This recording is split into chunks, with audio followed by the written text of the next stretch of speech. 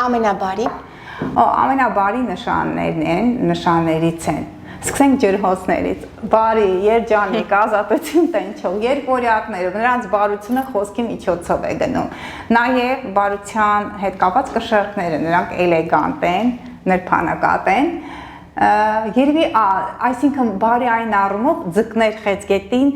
կարող է նրանք է լինեն, բայց որ ի ցույց են դրում դրանք ջրհոսներ, աղեղնավոր, ամենաբարին աղեղնավորն է, որովհետև նրա Յուպիտերը նրա ղեկավարն է, նրանք առանց պատճառի երջանիկ են։ Այսօրվա համար վերջինը ամենառոմանտիկ նշանը։ Կշեռք, ռոմանտիկան, կլասիկան, առյուծ, էլիտան,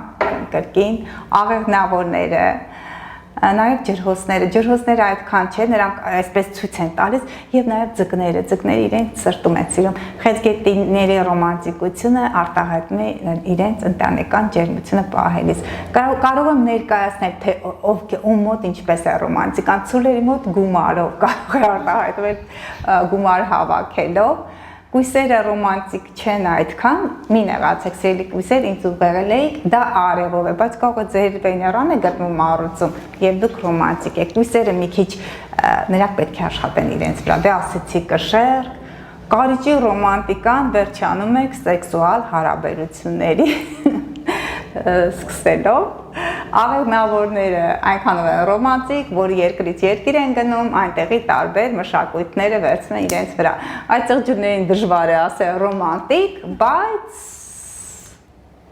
այդ ծղջուրի դիմացինը պետք է լինի ռոմանտիկ, որպեսզի նա կարողանա բացվել։ Ջրհոսների ռոմանտիզմը այդ գժական ջրհոս եւ խոյհա, նրանք այդքան ռոմանտիկ չեն, որքան ակտիվ են, անզուսպ են եւ ոչ սովորական։ Այդքանը եւ ձկների ռոմանտիզմը արտահայտում է իրենց առանձին մի անկյունում աղոթելով, իրենց երազանքներում են ստեղծում, եթե Վեներան է ձկներում, ապա ապոլոնական սեր, այդ ամենը նրանց